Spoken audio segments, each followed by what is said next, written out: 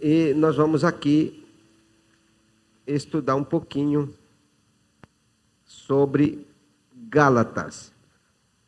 Algumas informações importantes sobre Gálatas para a gente trabalhar nessa noite abençoada, nesse lugar especial que é a casa do Senhor. A casa de Deus é o melhor lugar para as nossas vidas. Então nós temos aqui o livro de Gálatas, cartas paulinas. Existem as cartas gerais, mas essa é a cartas paulina. E tem alguma coisa importante na carta de Paulo, né? Em que ele trata dos discípulos livres no espírito, não escravizados por formas de regras humanas. Esse é um título que a gente encontra uma explicação fenomenal na Bíblia do discipulado. Bíblia de estudo do discipulado. Essa Bíblia aqui. Essa Bíblia aqui tem metade é Bíblia e metade são livros condensados dentro dessa Bíblia. Há muitos livros, resumo de livros. Nem quando você lê um livro, aí você tem lá o resumo do livro. Aqui tem dezenas de resumos de livro nessa Bíblia de discipulado. E esse aqui também mais um tópico de resumo a respeito desse modelo que Paulo escreve no livro de Gálatas. Uma das partes principais do livro de Gálatas é que ele faz questão de fazer a distinção da lei e da graça. São duas coisas que divide, que realmente norteia o livro de Gálatas, apesar de ter bastante outras coisas, mas é essa coisa do que é uma vida escravizada ou que é uma vida livre, do que é a lei, do que é a graça, do que é Sara, do que é Agar. Então ele trabalha essa dinâmica, principalmente a dinâmica da liberdade. Isso tudo porque na igreja da galáxia eles começaram a retroceder. Chegou lá alguns judeus que começou a ensinar e ensinando os que deveriam voltar a guardar as leis. E quando eles fizeram isso, a igreja começou a enfraquecer e Paulo, então, sabendo disso, escreveu para eles para que eles pudessem dar novamente uma guinada na vida cristã e não voltar para o judaísmo, não se tornar judaizante. Nos nossos dias também tem alguns judaizantes. Não sei se vocês acompanham, mas tem muita gente que faz aquelas caravanas para Israel. Não o fato de fazer caravana, mas quando eles voltam já implantando um sistema de vida, usando as roupas lá de Israel, guardando o sábado e por aí vai, né? Eles começam a fazer uma mudança na vida depois que vai para lá. Obrigado pela água. Muito bem. Então a gente entra aqui no livro de Gálatas, que são compostos de 6 capítulos, 149 versículos, e Paulo escreve essa carta no ano possivelmente 50 depois de Cristo. Há escritor que diz que foi 52, 51, mas foi nessa data, entre 49 e 52 anos depois de Cristo, em que escreve isso. E quem é o autor do livro de Gálatas é o próprio apóstolo Paulo. Muito bem, essa carta ela faz menção do acontecimento do concílio que aconteceu na igreja de Jerusalém. No livro de Atos, no capítulo 15, mostra que aconteceu um concílio, e esse concílio foi para tratar de algumas coisas, inclusive para tratar da liberdade da igreja e não do guardar as leis. Tá? Então, Paulo faz menção desse contexto em que foi resolvido lá em Israel. Muito bem. Então, nós temos aqui o capítulo 1, 2, 3, 4, 5 e 6 deste livro, e a gente vai discorrer alguma coisa aqui importante desse livro de autoria do apóstolo Paulo, como está no livro de Gálatas, capítulo 1 e versículo 1 também, ele já fala isso. Paulo, apóstolo, não da parte de pessoas ou de homem algum, nem por meio de homem, mas por Jesus Cristo e por Deus Pai, que ressuscitou dos mortos, ou que o ressuscitou dos mortos. Então, aqui nós estamos falando do próprio apóstolo Paulo. O resumo do livro de Gálatas, ele é precisamente de Paulo, que traz a questão da justificação pela fé em Cristo Jesus, que ele defende a liberdade da vida cristã e defende contra os ensinamentos legais, ou seja, da lei, tá? E ele também destaca a importância do Espírito Santo na vida cristã. Paulo enfatiza a graça de Deus, exorta os crentes a viverem em liberdade e ressalta a crucificação do ego para que possa viver uma vida na cruz de Cristo, ou seja, uma vida centrada em Cristo, ou seja, uma vida de liberdade em Cristo Jesus, tá? E pensando nessa história de Paulo aqui, nós encontramos também essa epístola de Paulo, o apóstolo, aos Gálatas, foi escrito aos judeus cristãos que estavam se afastando do Senhor. Na igreja, na verdade, que ele escreveu na Galácia, ou na Galáxia, aos Gálatas, né? Não havia somente judeus, era uma igreja miscigenada, digamos assim, que havia bastante judeus, mas também havia pessoas não judeus que frequentavam a igreja.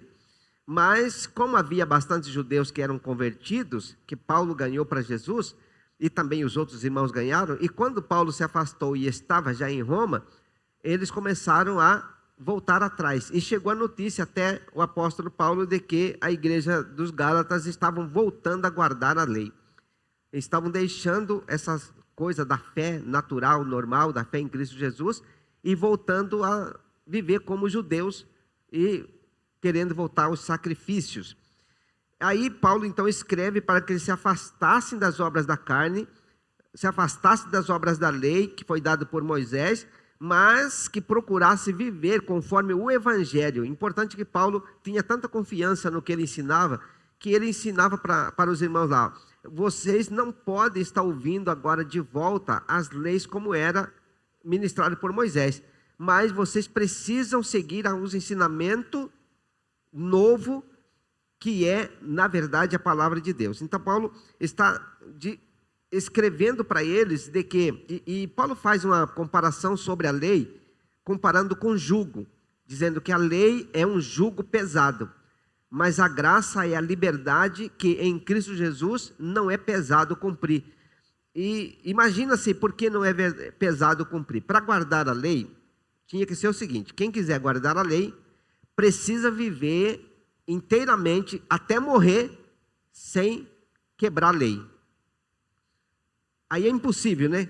Por isso que Paulo está explicando. Já que isso é impossível, agora cheio do Espírito Santo, que é a graça, aí sim dá para guardar os mandamentos que não são pesados, disse Paulo, quando estava escrevendo aos Coríntios no capítulo 5, né? Ele diz que os mandamentos não são pesados, que a graça não é pesada. Bom, Paulo escreve aos cristãos da Galácia, porque eles se afastaram do Senhor e foram adorar ou servir aos falsos ensinamentos, migrando seus falsos ensinamentos. Ele defende seu chamado como apóstolo, contando sua oposição inicial à igreja.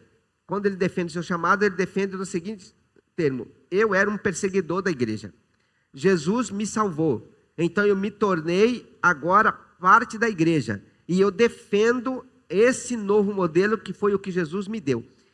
E ele conta essa história, em parte bem rapidamente, sobre essa transição que ele teve, se convertendo do judaísmo para o cristianismo. Então, Paulo defende a mensagem do Evangelho. Ele ensina que Abraão era um exemplo de pessoa que foi justificado pela fé. Abraão viveu antes da lei e ele foi justificado pela fé. Pelas obras da lei de Moisés é impossível, ninguém se justificaria. Por meio da expiação, Jesus Cristo redimiu toda a humanidade da maldição da lei. Porque a lei, ele traz uma palavra: ou você cumpre ou você morre. Essa é a lei. É fácil cumprir a lei? Ninguém cumpriria a lei. Nem os judeus conseguem cumprir, imagina nós aqui. Então, viver pela lei é realmente pedir para morrer. Agora, viver na graça por Jesus Cristo é realmente depender da vida e depender do poder de Deus para nos guiar e nos levar na graça, na bondade, na fidelidade de Deus até a eternidade. Por meio da fé e do batismo, os fiéis recebem as bênçãos da salvação, entram na aliança do Evangelho, tornam-se herdeiros de Deus e por meio de Cristo, e não são mais servos, mas sim filhos de Deus. Isso também ele coloca no livro de João, no capítulo 15, vós não sois mais chamados de servos, mas amigos, porque tudo quanto eu ouvi de meu Pai vos tenho dado a conhecer. João 15, se não me engano, é versículo 21, 23, se não me engano, que ele diz isso. Então, uma vez que a pessoa obedece, ele diz, já não te chamo mais de servo, mas de amigo, porque eu te ensinei tudo que eu vi de meu Pai. Então, Paulo também está fazendo essa menção. Paulo chama os fiéis para permanecerem firmes, vivendo o Evangelho propiciado por Cristo. Paulo contrasta a vida de uma pessoa que está envolvida nas obras da carne, conforme Gálatas 5,19, com alguém que desfruta do Espírito Santo, Gálatas 5,22. É o que a gente ainda vai ver com mais um pouco de detalhes lá para frente. Mas aí a gente tem aqui a carta de Paulo, que apesar de a gente entender a graça e a lei como divisor de água, aí ele começa a traçar as coisas diferentes uma da outra no decorrer da Bíblia. Por exemplo, ele coloca lá o fruto do Espírito. O fruto do Espírito aqui parece 9. Quando se pensa em 9 frutos, a gente poderia pensar em frutos, mas não é. É um fruto do Espírito. Por quê? Porque não são vários. Porque é um aglomerado que vive na mesma dimensão, ou seja, da mesma fonte. Só pode ter fruto do Espírito quem anda no Espírito. Então, é uma manifestação do próprio Espírito Santo que habita em nós. Portanto, se uma pessoa, por exemplo, não manifesta o fruto do Espírito, possivelmente está apagado o Espírito na vida dessa pessoa. E a Bíblia diz assim, não apagueis o Espírito no qual vocês foram selados para o dia da redenção. Não extingais ao Espírito de Deus. Não apagueis, não extingais. Significa que, se a pessoa manifesta na sua vida amor, alegria, paz, paciência, amabilidade, bondade, fidelidade, mansidão e domínio próprio, significa que ele tem o Espírito Santo. Se falta os frutos, faltou o Espírito que produz o fruto, porque o fruto é uma produção do Espírito que mora em nós. Então aí vale a pena, por exemplo, pensar, se não está produzindo, significa que o Espírito está morrendo na pessoa, ou já saiu dali. E a Bíblia mostra muito bem isso. Não apagueis o Espírito. Não entristeçais o Espírito de Deus, no qual vocês foram selados para o dia da redenção. E em outro lugar diz, não apaguem o Espírito. Não desmancha ele, não apague ele.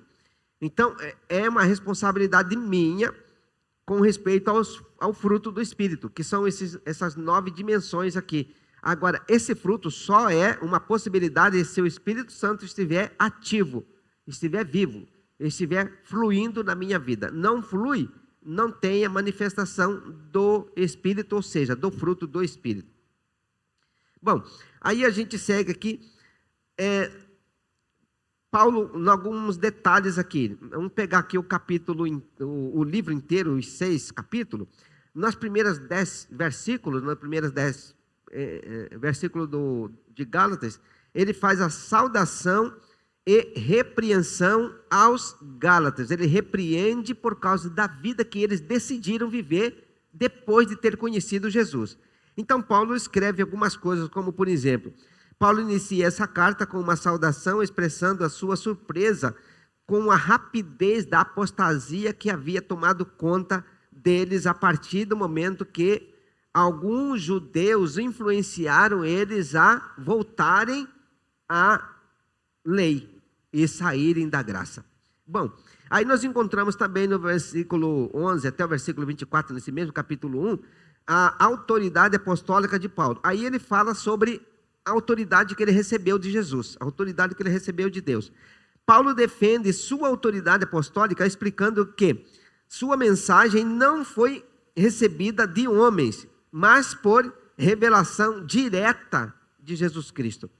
Isso está no capítulo 9 de Atos dos Apóstolos, mas também ele fala sobre isso no capítulo 28 de Atos dos Apóstolos, no capítulo 22 também de Atos dos Apóstolos. Ele comenta essas mesmas coisas quando ele dava testemunho da sua vida para o rei Agripa.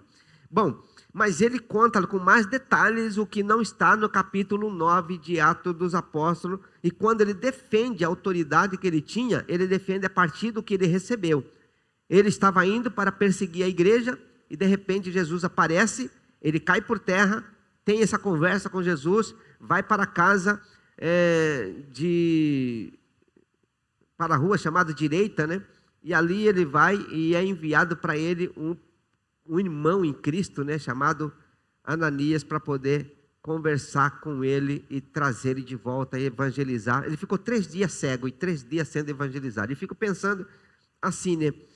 Que esse irmão devia ter bastante conteúdo, né? Porque ele ficou lá 3 dias conversando com ele, ensinando, claro que parava para dormir, e ensinando ele, e passando para ele tudo que ele sabia.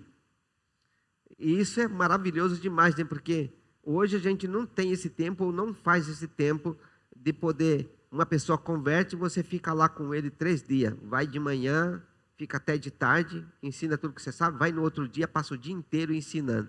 Se fosse assim, daria certo de todo mundo que converte já ficar bem estruturado, porque ia aprender muita coisa. Porque muitas pessoas convertem, mas vem no culto, vai. Ele escuta uma mensagem pequena e aprende um pouquinho, mas ele vai passar muitos anos para aprender pouca coisa, se tivesse uma presença maciça lá na casa da pessoa para ensinar. Com poucos dias, ele estava sabendo mais do que nós todos juntos. Não exagera, né? Então, Paulo fala dessa revelação que ele aprendeu. E ele coloca isso no versículo 15 desse mesmo capítulo 1, versículo 15. Justificação pela fé, pelas obras da lei, da fé e não pelas obras da lei. Isso ele explica aqui no capítulo 2, a partir do versículo 15, que a justificação nossa, nós somos justificados pela fé e não pelas obras da lei. Então, Paulo rejeita a ideia de que buscar a justificação em Cristo, de alguma forma, tornaria Cristo um ministro do pecado. Porque é isso que eles estavam pensando quando estavam ouvindo os judeus e retornando à velha vida, ou seja, retornando à lei. Então, Paulo escreve para desmanchar essa sofisma que eles estavam consumindo. Ele ressalta que, ao morrer para a lei, agora vive para Deus. Paulo, um ministro do pecado, ele ressalta que, ao morrer para a lei, agora vive para Deus. Paulo destaca a transformação radical que ocorreu na sua vida.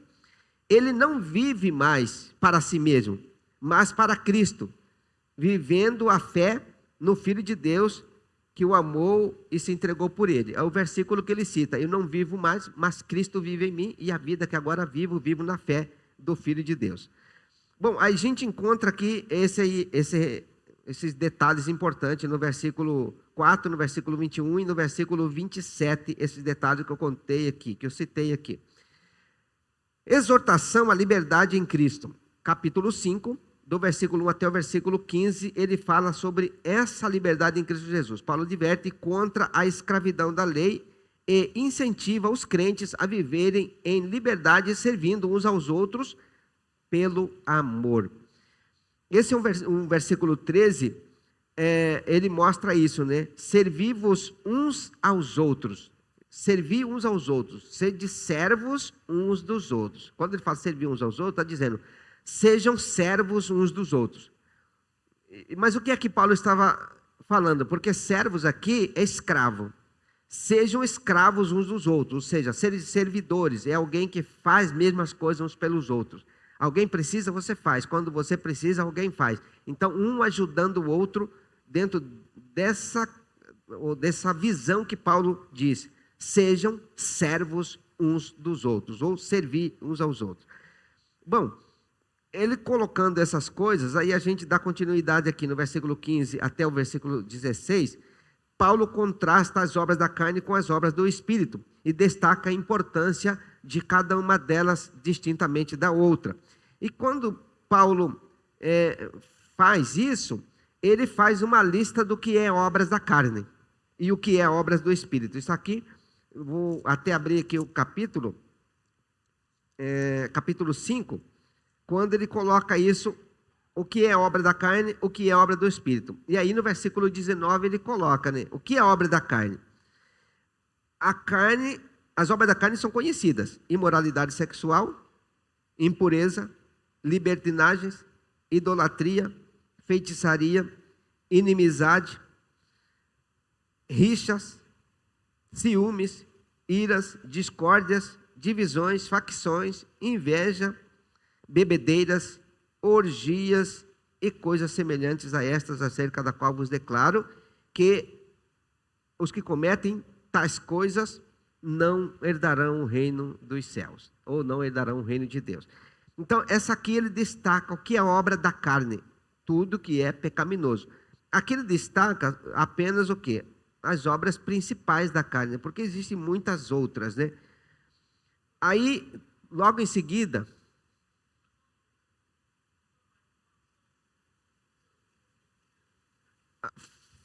é o mesmo significando que grupo daqui, grupo dali.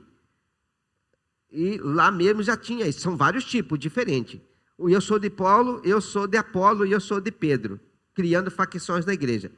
Facções em pecados já são diferentes. É a turma que é da bebida achando que é mais importante do que a turma que é do churrasco.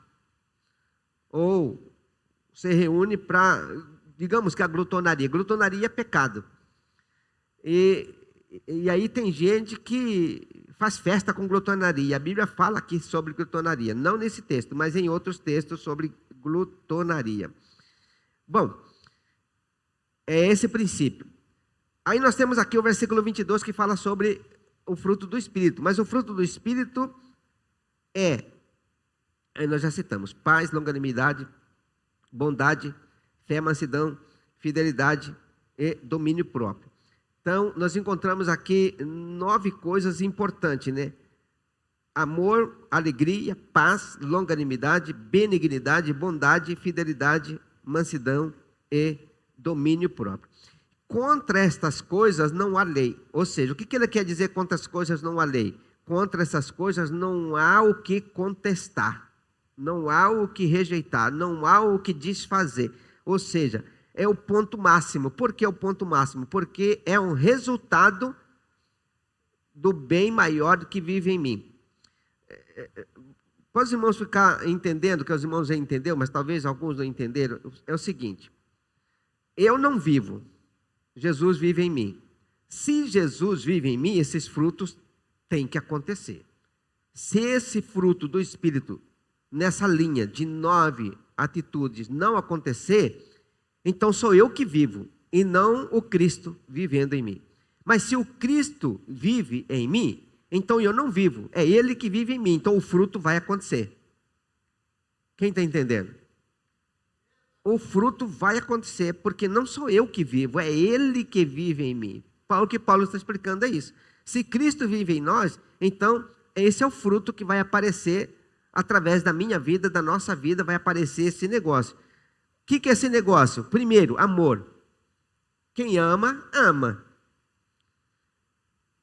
Bom, aí se for explicar toda a história do amor, vai acabar emendando para longe, né? Outra coisa importante, alegria. Você já viu aquelas pessoas que já levantam de mau humor? Você não pode falar que já vem com a quente ou está fervendo? Quem conhece gente assim? Gosta de dar na testa, não, só no calcanhar, no tornozelo, na sola. Tem gente assim que é estupim curto demais da conta. Ou seja, a pessoa já vive zangado. Aqui está falando sobre alegria. Pessoas que não têm alegria, vive triste. Se diz que é convertido e vive triste. A Sônia até estava contando uma história que uma irmã contou para ela que deu uma briga. 2 filhos, né? Na casa, 2 crentes, né? Aí o pedreiro que estava lá trabalhando é espírita. Aí falou para a dona da casa, falou assim, esses meninos aí estão precisando de Deus na vida deles. Aí a mãe, inocente, falou, mas eles são crentes. Mas então não tem Deus. Porque estão muito bravos. Como é que pode, né? Crente fazer um papel desse ainda na casa dos outros ainda. Aí veja só, essa é uma coisa assim que a gente precisa prestar atenção. Outra coisa é paz. Você desfruta dessa paz? O que é paz? Vou explicar para os irmãos o que é paz, que muita gente não entende o que é paz. Paz não é aquele estado de espírito que a pessoa vive zen, assim. Paz é você viver tranquilamente, mas acontece os BOs sempre. Mas não importa o tamanho do BO que acontece, você resolve com paz. Você permanece a paz no seu coração. Está ali, está resolvendo o negócio, mas tem paz. Paz para perdoar. E não vai ficar guardando mágoa só para daqui 2 semanas. Quer dizer, tem gente que guarda mágoa para poder ferir a outra pessoa. E eu já vi esse negócio acontecer. Não, ele tem que pagar, ele tem que ver que eu não gostei, tem que ver que eu fiquei zangado, ele tem que ver que ele me feriu. Olha só que loucura. Mas a Bíblia está dizendo que a gente tem paz. Então não importa o que aconteceu, na hora, ou ele pede perdão, ou você pede, ou se não pediu perdão, mas é como se tivesse pedido, não sobrou uma faísca de nada. Está pronto para olhar e dar um sorriso. Isso é ter paz. Fora disso, está faltando um morador principal, que é Jesus. Porque se ele for o morador principal, essa paz vai acontecer, essa paz vai existir. Paz, longanimidade, benignidade, bondade, fé. Bom, aqui tem todas as explicações para cada uma dessas, né? Bondade, fidelidade, mansidão e domínio próprio. Mas domínio próprio, né? Pegando pelo menos a última. Domínio próprio é a capacidade que você tem de refrear todos os seus impulsos em qualquer hora, em qualquer lugar e em qualquer circunstância. Isso é domínio próprio. De novo, domínio próprio é a capacidade que você tem de frear todos os seus impulsos em qualquer hora, em qualquer lugar, em qualquer circunstância. Isso é domínio próprio. E não importa quanta força você tem, emocional, espiritual, física, não importa. É essa capacidade de segurar as pontas em qualquer circunstância. Isso é domínio próprio. Aí eu digo que eu sou um cara privilegiado e que eu já nasci com domingos próprios. Bom, essa não cola mais, né? Já está tão velha. Já tenho que inventar outra. Terminando aqui, que as horas passam rápido também, vamos aqui para a parte aqui do capítulo 6. No capítulo 6 aqui. Capítulo 6, versículo 1 até o 10, Paulo oferece exortações práticas sobre como os crentes devem tratar uns aos outros.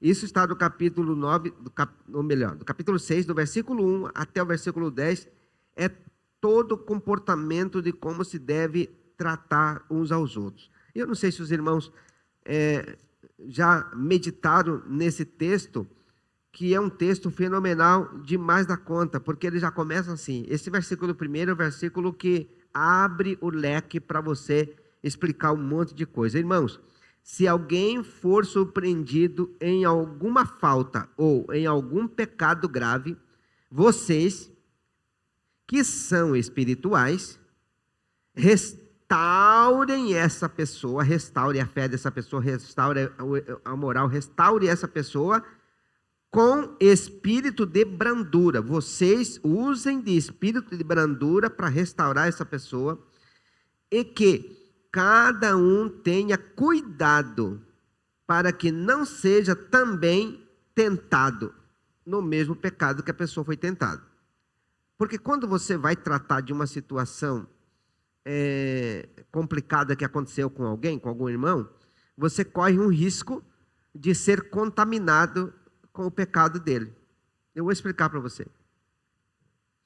Um dia chegou uma pessoa para pedir, para reclamar do marido, chegou numa irmã e falou: olha, meu marido é isso, meu marido é aquilo, que não sei o que, que não sei o que, que não sei o que, tá. Essa irmã ficou tão zangada e começou me procurou, né? Falou assim: o marido daquela irmã lá é um cretino, é um safado, que não sei o que. Foi contaminado e não devia. É líder, devia ter calma. Vou escutar primeiro. Aí, tá bom, tudo isso, mas calma, não xinga, acalme, fica de boa. Vamos então conversar com o marido, vamos ouvir o marido dela. Aí ele conta outra história. Aí ela ficou com medo de falar assim: essa mulher vagabunda, que nos ficou com medo de falar, porque eu já tinha dito, a gente não toma partido de ninguém. Você tomou partido, você foi contaminado. Está aqui o texto. O texto está dizendo: você tem que tomar cuidado ao restaurar alguém para não ser contaminado com a ofensa, com a ferida, com a maldade, com o pecado que já abraçou aquela pessoa, e você, ao tentar ajudar, você pode ser contaminado com o pecado dela. Qualquer pessoa. Isso eu estou falando de uma parte. Isso tem o vínculo de infidelidade, você pode estar tratando de gente com problema financeiro, seja a área que for, esse cuidado de não beber nada que seja ruim de ninguém, e tomar todo o cuidado para não comer qualquer açúcar que vão jogando no seu prato também, porque você pode ser ludibriado e de repente fracassa, porque mamãe tinha um ditado que dizia assim, né? Doce melado é bom, mas quem come muito melado enlambuza, né? Fica todo melado. O melado vai ficar todo melado.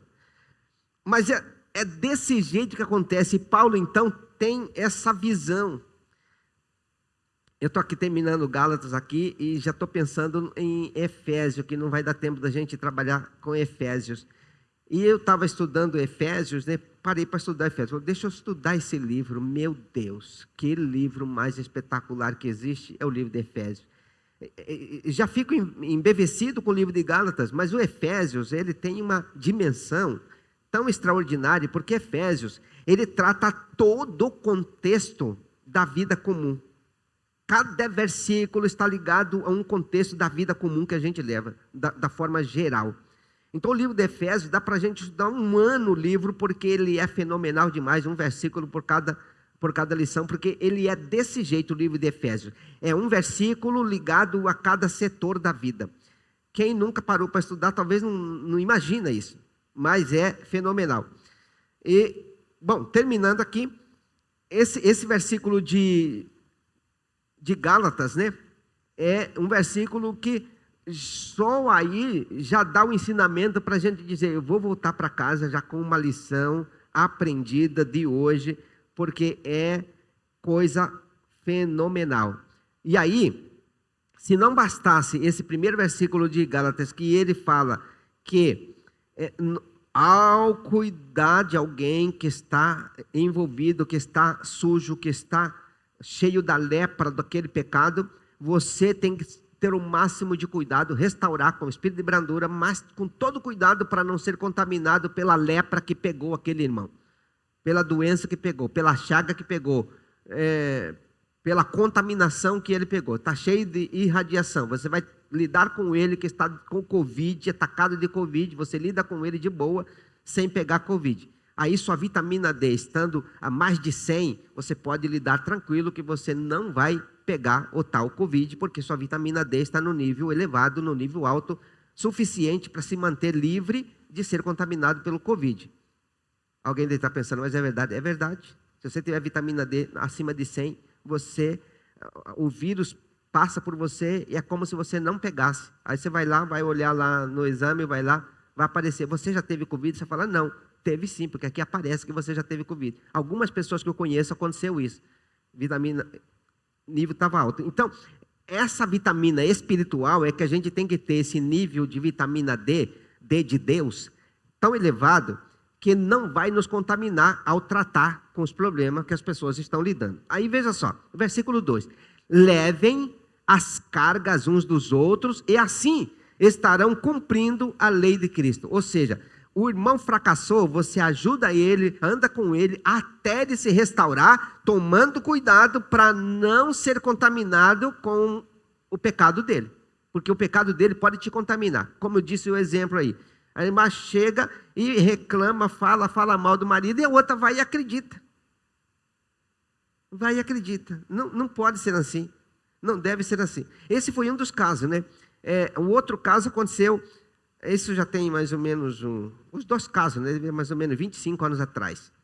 O outro deve ter mais ou menos uns 18 anos atrás que aconteceu um outro parecido com esse. Esse já foi direto lá na nossa casa. Ela chegou lá, meu marido não vale nada, ele não presta porque não sei o quê, xingou de todo nome o marido. E aí, escutando tudinho, né? Aí acabou de escutar tudinho, eu perguntei para ela, então seu marido não tem valor nenhum? Não tem porque não sei o quê. Daí a Sônia perguntou para ela assim, seu marido trabalha? Não, trabalhar, ele trabalha, né? Tá. Aí a gente conhece a história, né? Já conhecia. Mas só para poder ir emendando a conversa de forma sadia, do que seu marido trabalha? Ele trabalha com vendas, ele vende isso aqui, tá. E ele ganha bem? Não, ganhar ele até ganha razoavelmente bem. Ah, tá. E a Sônia perguntou, e o que ele faz com o dinheiro? Aí ela disse assim, ele entrega para mim. Como é que é? E esse cara não vale nada? Talvez ele não vale mesmo, que está te dando todo o dinheiro. Eu sei que no final da conversa, esse homem era o melhor homem do mundo já. Mas começa assim, você não pode entrar na conversa e deixar contaminar você. Você tem que ter maturidade, como Paulo disse, se leve as cargas uns dos outros. Isso é levar a carga. Eu não posso carregar o pecado da pessoa. Eu preciso pegar a pessoa e ajudar ela a entender o processo da vida dela. Isso é o que cada um de nós precisamos. Bom, aí terminando aqui, né? Os textos são fenomenais porque aí a gente chega num ponto extraordinário, que é o versículo 7 e 8. Paulo adverte contra o orgulho espiritual, incentivando cada um a examinar a si mesmo, a fim de não enganar ou não se enganar.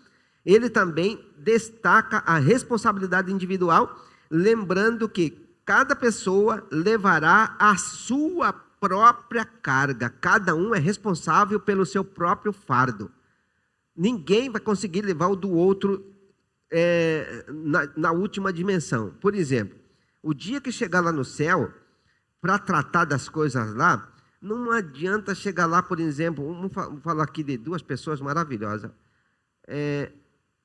A Cecinha chega lá para acertar conta com o papai. E aí, o que você fez? Não, vou perguntar para o Mo. Mo que sabe. Mo não sabe de nada, é você que sabe. Responda tudo logo, porque aqui não tem Mo, não tem. Já foi. Isso era lá. Você não resolveu lá, já era. Aí chega lá, pergunta assim, e aí, Paulo, o que aconteceu nesse negócio?